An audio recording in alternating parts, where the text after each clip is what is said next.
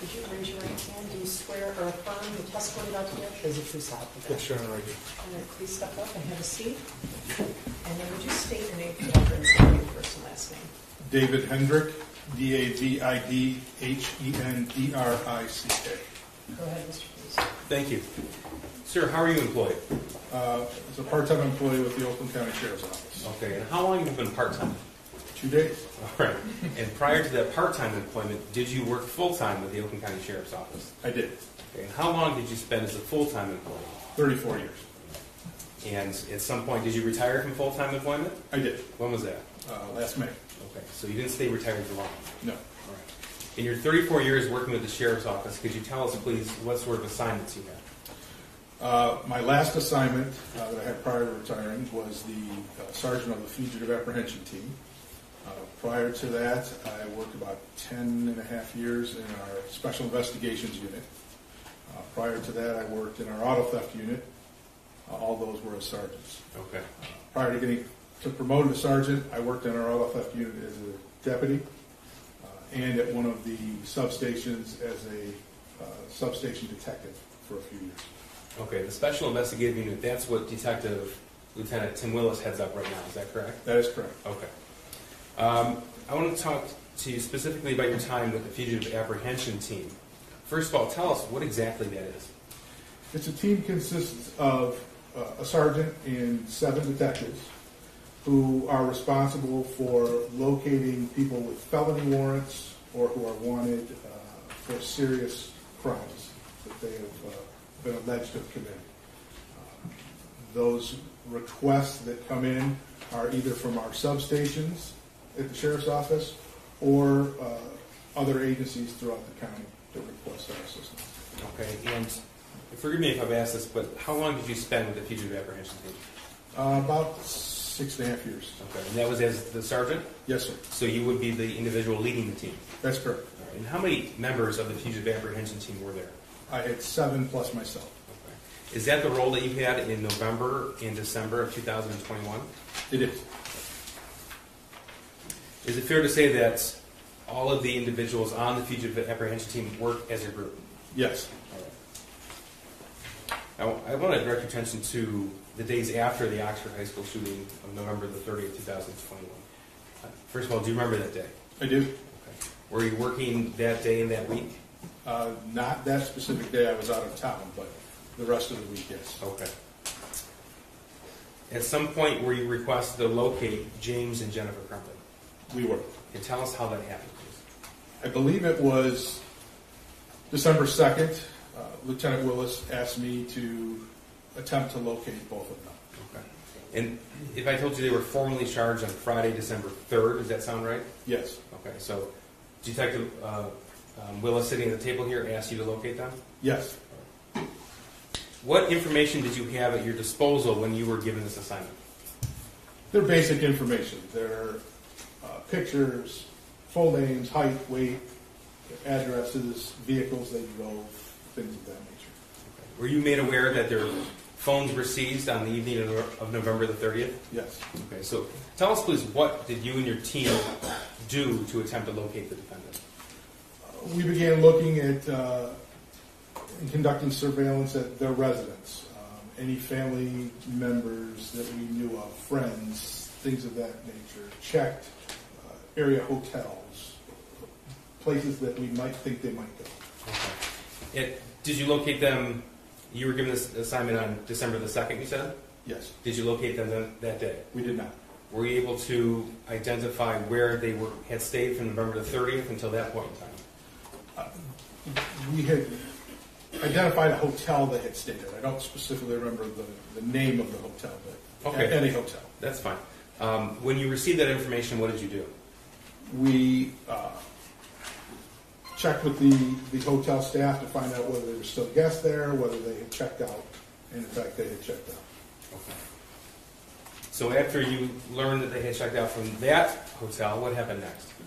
We continued to check area hotels, surveillance of any known locations, and eventually we located a vehicle that belonged to them at a hotel in Auburn Hills. Okay. And when you identified this vehicle belonging to either James or Jennifer Crumbley, what happened next? I pulled all of the team to that location, and we began constant surveillance on that vehicle to check and see if they would come back for it. Was that on Thursday, December the 2nd, or Friday, December the 3rd? That was on Friday, December the 3rd. Okay. And did either the defendant or his wife come back to the vehicle? They did not. Okay. And tell us, please, what's happening at that point in time? At that point, we're still trying to locate them. We're still, again, checking anything, social media, anything we can find to try to locate them. Okay. And were you able to at that point? No, we did not. All right. Tell us what happened next. At some point late in the evening, and I don't remember the exact time, we were made aware that their other vehicle had been located in a parking lot by the Detroit Police Department. Okay, so this is late in the evening on Friday, December the 3rd? Correct. Okay. Did you come to learn that they were formally charged at noon on December the 3rd? Yes. Okay, so earlier that same day? Correct. All right. When you learned that they were charged, what did you do personally? Myself and one of the other detectives went to what we learned was their attorney's office and checked the office parking lot or surrounding parking lots to see if their vehicle might be there. By chance, they would be in the office with the attorney. Upon not finding the vehicle, we went in and made contact with one of their attorneys. Okay. And without telling us what was said in that conversation, did you find either James or Jennifer Crumbley there?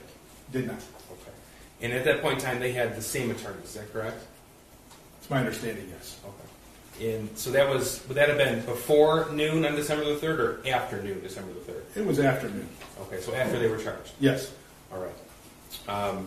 And backing us up a little bit in the timeline, it was after that the vehicle belonging to one of the defendants was recovered? Yes, several hours later. Several hours later. Okay, thank you. Later that evening, Friday, December 3rd, what did you learn? That the vehicle was located in the parking lot in the business in Detroit. Okay. So another vehicle belonging to either James or Jennifer Crumbley was located in Detroit? Right. All right. Tell us what happened next. At that point, I left one person sitting on the vehicle in Auburn Hills, just by chance they came back to it, and the rest of the team and myself went to Detroit to attempt to locate them somewhere in the area of the vehicle. Okay. The law enforcement personnel involved in this endeavor, was it contained to just the 7 of you? No, sir. Okay. Tell us what you encountered when you went to the location where the vehicle was found. Originally, when we got there were several Detroit police officers that had the street blocked and had the car secured in the parking lot. As we searched the area, because we had no idea whether they had walked away from the car, they were in the building, we didn't know at that point. So we were searching the area. More and more law enforcement officers arrived. Officers from the U.S. Marshals arrived to assist us, the Border Patrol, the Michigan State Police, more Detroit Police, all arrived on scene. Okay. After the exterior of the location was searched, and I take it no one was found then? Correct. Okay. What happened next? We formulated a plan to begin searching the building. It was a 3-story industrial building. We had several officers on site, so at that point we decided to begin going room to room and search the entire building. Okay. I'm going to show you what's been admitted as People's Exhibit 307. This is a photograph, sir. Do you recognize what's in this photograph? I do. And tell us how. That is the industrial building where the vehicle was located in the parking lot. Okay. So the parking lot would be behind this chain link fence to the right of the photograph? Correct. Okay. And did you and your team participate in the physical search of the interior of this building? We did. Okay. And now, contained to the interior of the building, again, was it just the 7 of you, or other law enforcement personnel involved as well? Oh, several law enforcement officers. All right, tell us about that, please. The plan was formulated that the Detroit Police Department would search the first floor of the building. The rest of the teams that were there, we took on the task of searching the second and third floor of the building. Okay. Now, was this done in secret, or was this out in the public, as far as the knowledge? Oh no, it was very obvious, very apparent. There was dozens and dozens of officers. We went room to room. At some point, we had obtained keys to some of the rooms. When we had those keys, we were able to unlock the door, announce our presence, go in and search every place in the room that could potentially hide a human being. Other rooms we did not have keys for, and we were forced to force our way into those rooms. When you say force our way into the rooms, can you describe what that looks like? Yeah, there are several tools that are used to what's called breach or force a door open. There's a long Halligan-type pole like a fireman would use. You jam it into the door frame and pry the door back and get the lock to sometimes pop. If that doesn't work, we have a 35-pound battering ram, and we will batter the door lock mechanism until the door opens. Okay. Is that a quiet endeavor, or is that loud? Well, it's very noisy. Very noisy. So, specific to the 3 floors in what's the building depicted here in 307, which areas did you and your team search? The second and third floor of the building. Okay. And was anybody located in those searches? Not on the second or third floor. Okay.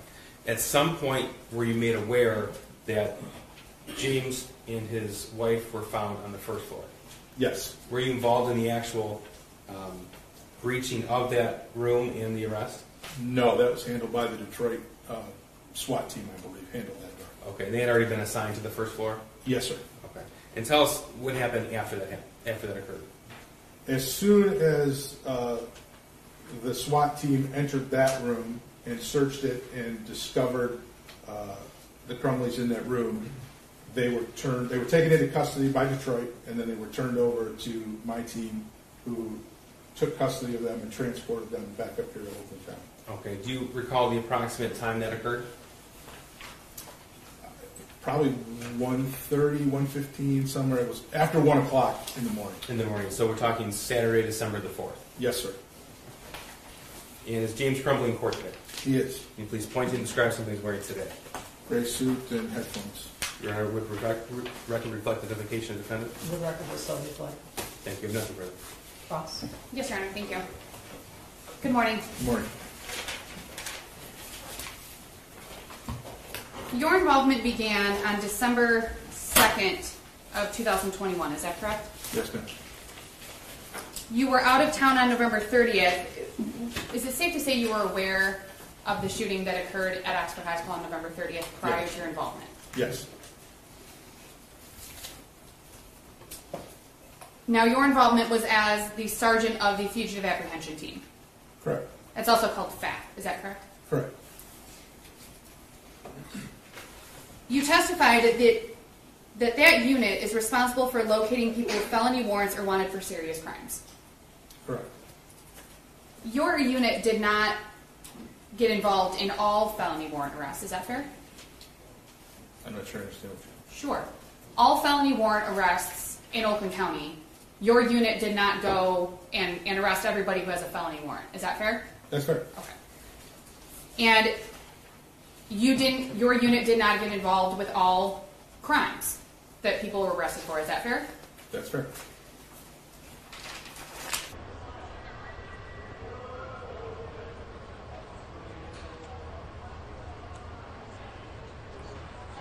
And let me clarify. So we know, and we heard some testimony previously, that there was a warrant issued by the court, correct? Correct. In this case, correct? And based on your experience, you were a law enforcement officer for 34 years, you were a detective for a number of years. You know that somebody who's accused of a crime and charged can walk themselves into a court, correct? Correct. With or without an attorney, right? Correct. And that includes for felonies. Correct. Their attorney, you're aware that there have been times where their attorney has arranged, sometimes with the detective, sometimes with the prosecutor's office, in various ways. Their attorney can arrange for them to be turned in to the court or the police department on a specific day and time. Is that fair? Sure. The other ways are involving your former unit, Correct. and that's done by law enforcement. The attorneys don't call you up and say, hey, can you come get my client? That's the police who say, go get this person. Correct. And then obviously other agencies can get involved with our other arrests as well. Is that fair? Yes. In this situation, your involvement was requested prior to Mr. Crumbley being charged. Yes. You testified that your involvement was December 2nd of 2021. Yes. You were contacted, and I don't know if this was clear, you were contacted by Lieutenant Willis. Yes. He contacted you on December 2nd of 2021 and asked you to locate James and Jennifer Crumbley. Yes. Now, did you learn as part of your involvement or as part of getting that initial information that there were some concerns? Well, let me go back. You're aware that after the Oxford High School shooting that people were scared. Is that fair? I'm talking people in general. Possibly, I would assume. Angry? Sure. Upset? Sure. It was very public what had happened on November 30th of 2021. Yes. The shooter's name became public shortly after the shooting. Yes. If you recall, and you may not know, but if you don't know, please say you don't know, that Mr. and Mrs. Crumbley's residence was made public. That I don't. Did you learn during your involvement in this case that there were some concerns over the safety of James and Jennifer Crumbley because they were the parents of the Oxford High School shooter? I was never made aware of that. So all you were made aware of was that James and Jennifer Crumbley needed to be located. Yes. And the first place you went was their residence. Yes. They weren't there. Correct. You eventually determined and learned that they had been at a hotel in Auburn Hills from November 30th to December 3rd, the morning of December 3rd. I'm not sure if they were there that entire time, but that's where we ended up finding the vehicle, was at that hotel. And did you also learn through your involvement that they registered at that hotel in Jennifer Crumbley's name? I don't specifically remember whose name it was.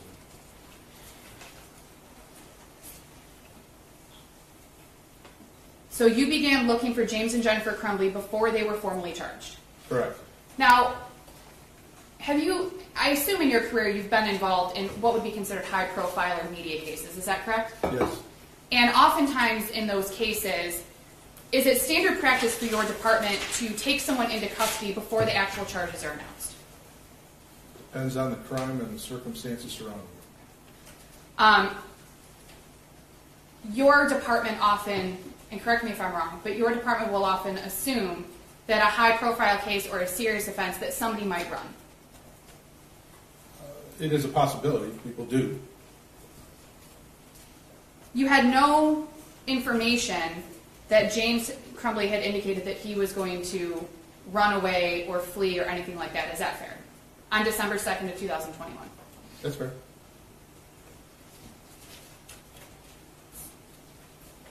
You were aware that James and Jennifer Crumbley did not have their phones after November 30th of 2021 because they had been either given to or taken by law enforcement, but law enforcement had them in their possession. Yes. Did you also learn during your early involvement in this case, or at any point, that James and Jennifer Crumbley had obtained track phones or pay-as-you-go phones or things like that? Yes. And did you learn during your involvement in this case that those phones were obtained because James and Jennifer wanted to be able to contact family in the early days after the shooting? I was not aware of the reason behind obtaining those phones. Did you also learn during your involvement in this case that James and Jennifer Crumbley obtained additional phones in the same phone number of the phones that were given to law enforcement? I did learn that, but I don't remember at what point in our investigation I learned that.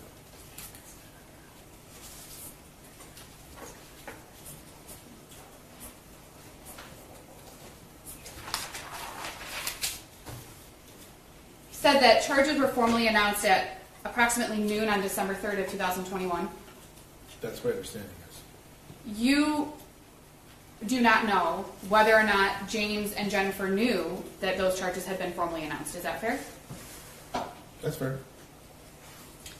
You said that you went to James and Jennifer's attorney's office and you talked to an attorney. I did. That was not me, correct? It was not. Some hours later, you were notified that that one of their vehicles was located in a business parking lot in Detroit. Correct. It was not a parking garage, is that fair? Yes. It was not underground parking. No. It was not indoor parking. No. It was a gated parking lot. We can see the fence in the photo, correct? Correct. There weren't boxes or branches or anything covering their vehicle. Their vehicle was in the parking lot. Correct.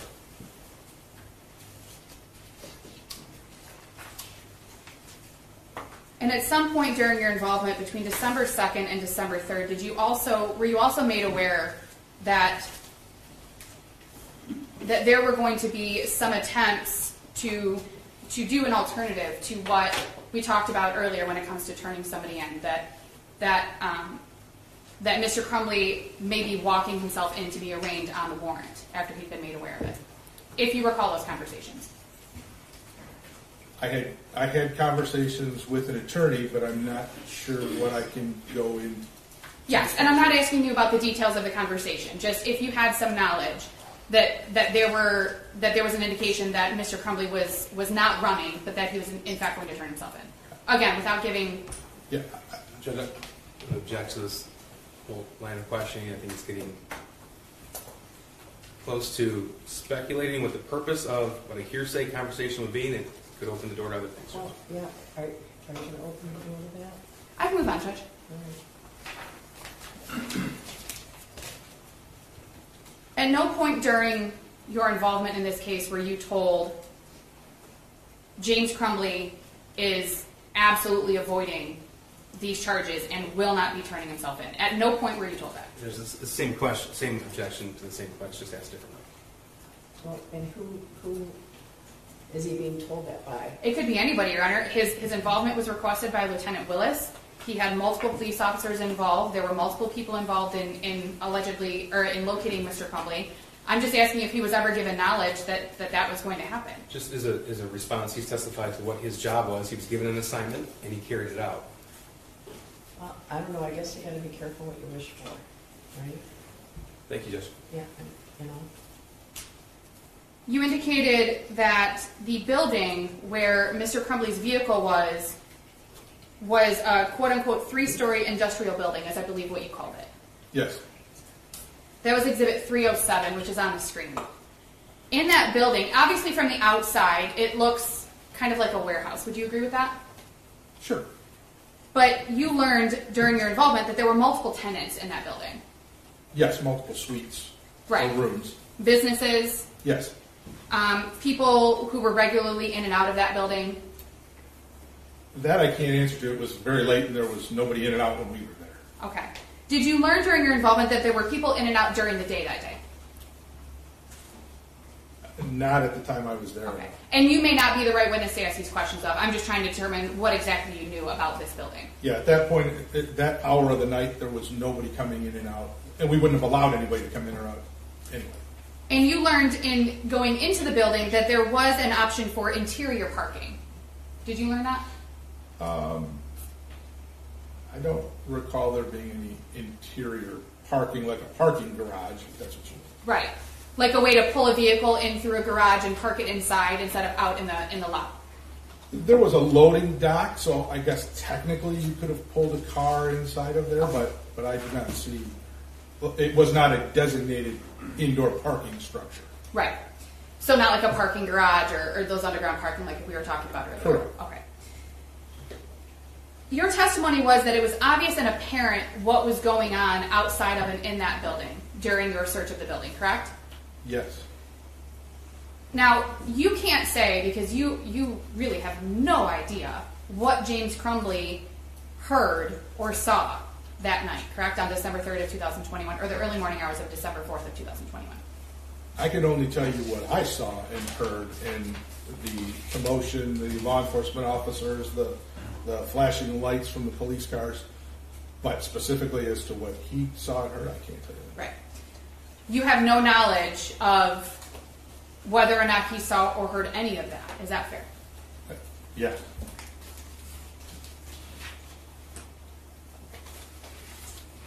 You were not part of the arrest of James Crumbley after entry was made by DPD's SRT unit, correct? Correct. I have no further questions, Your Honor. Redirect. Thank you. Sir, who were you given this assignment by? Lieutenant Wilkes. Okay. And you were asked to locate James Crumbley on December the 2nd, not arrest him on December the 2nd. Is that correct? Correct. And that's not uncommon for an officer in charge to contact the fugitive apprehension team to locate a suspect, is it? No, that's not uncommon at all. Okay. And the goal as a member of the fugitive apprehension team is a peaceful surrender? Yes, Okay. Is that why you reached out to Mr. Crumbley's attorneys? absolutely. Okay. And there were no arrangements made to you to turn the defendant in on Friday, December the 3rd, were there? No. Nothing. All right, you can step down when you're excused. Thank you.